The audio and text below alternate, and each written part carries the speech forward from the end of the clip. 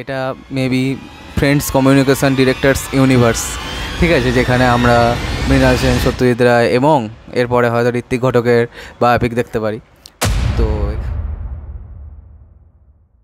Hey guys, WhatsApp, আজকের এই ভিডিওতে আমরা কথা বলবো পদাতিকের ট্রেলারটাকে নিয়ে। পদাতিক is the biopic of the Mrinal Sen এবং এই সিনেমা ডিরেক্ট করেছেন সৃজিত মুখার্জি এবং মৃণাল সেনের ভূমিকা অভিনয় করেন চঞ্চল চৌধুরী, এছাড়াও আছেন মনামি ঘোষ তার স্ত্রীর ভূমিকায়। এবার এই সিনেমাটা কিন্তু আসছে 15ই আগস্ট এবং এই সিনেমাটা কিন্তু ফেস্টিভ্যাল ঘুরে এসছে, অনেক ফেস্টিভ্যালে কিন্তু এই সিনেমাটাকে নিয়ে বিশাল বিশাল আলোড়িত হয়েছে ব্যাপারটা ফেস্টিভ্যালে, এবং এই সিনেমাটা ফেস্টিভ্যাল ঘুরে এসছে এবং অনেক ফেস্টিভ্যালে এই সিনেমাটা কিন্তু তার যে প্রশংসা কুড়িয়েছে এবং খুব ভালো মেবি হবে সিনেমাটা, এটা আমরা মাথায় কোথাও না কোথাও বেঁধে নিয়েছি। এবার দেখো, আমাদের দেশে দর্শকদের মধ্যে একটা স্যাচুরেশন পয়েন্ট আছে, কারণ কি এক শ্রেণীর দর্শক খুবই এলিট এবং অন্যদিকে অন্য দর্শক একটুখানি মাসি, ঠিক আছে। তো দুরকম দর্শকের কথা যদি মাথায় রেখে সিনেমাটাকে বানানো হয় তাহলে সিনেমাটা কিন্তু আনস্টপেবল হয়ে যাবে, কারণ মৃণাল সেন মানুষটা কিন্তু খুব মজার মানুষ ছিলেন, তিনি কখনোই সিরিয়াস এরকম মানুষ ছিলেন না, তিনি একটা রক্ত মাংসের আমাদের মতোই মানুষ ছিলেন। তো সেই মানুষটাকে রেখে যখন সেই মানুষটাকে নিয়ে যখন সিনেমা তৈরি হচ্ছে, আমার মনে হয় যে সেটা সেরকমই বানানো উচিত। এবং I know Srijit Mukherji is the ঘটক অফ মাস অ্যান্ড ক্লাস, ঠিক আছে, তিনি একমাত্র মাস অ্যান্ড ক্লাসে ম্যারিটা করাতে পারেন। তো এবার চলো দেখা যাক যে এই সিনেমা ট্রেলারটা কেমন হয়েছে।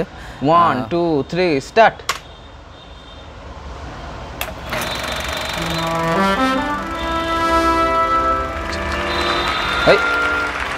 সত্যজিৎ রায়, আমি ফিল্ম মেকিং ছেড়ে দেব। আমি গল্প বলতে শিখিনি, আমি গল্প বলতে পারি না। আমার জন্য মেডিকেল রিপ্রেজেন্টেটিভের চাকরিটাই ঠিক ছিল।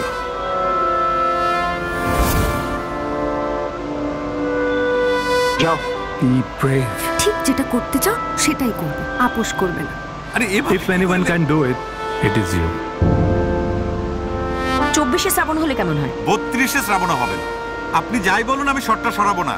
যে গল্পটা যেভাবে বলতে চাই সেভাবেই বলবো, কারণ ভরপেট খাওয়ার থেকে শান্তিতে ঘুমানোটা অনেক বেশি জরুরি।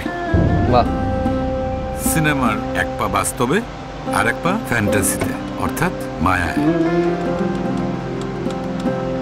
ও আলোর পথ যাত্রী, এ যে রাত্রি, এখানে থেমো না, এ বালুর চরে আশা করণী তোমার যেন বেদনা।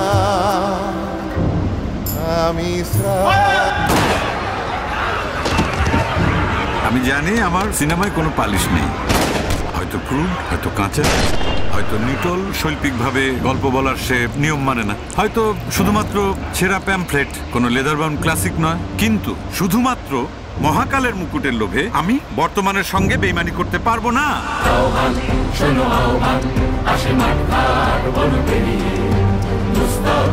এই তোমার কাঁধে কাঁধ মিলিয়ে পাশে থাকার নমুনা, কমরেড।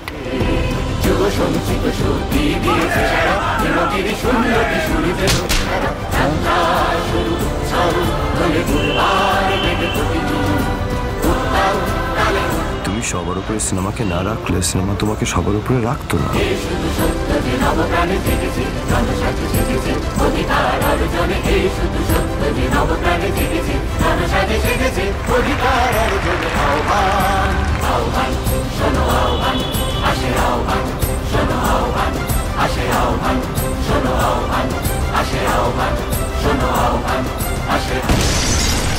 ওয়াও, সলিড ট্রানজিশন ভাই।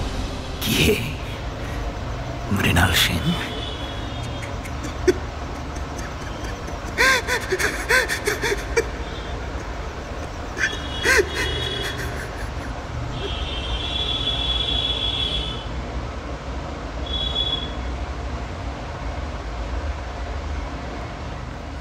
তো দেখো বন্ধুরা, এই সিনেমার ট্রেলারটা কিন্তু টপ নচ হয়েছে। এবার এটা maybe friends communication directors universe, ঠিক আছে, যেখানে আমরা মৃণাল সেন, সত্যজিৎ রায় এবং এরপরে হয়তো ঋত্বিক ঘটকের বায়োপিক দেখতে পারি।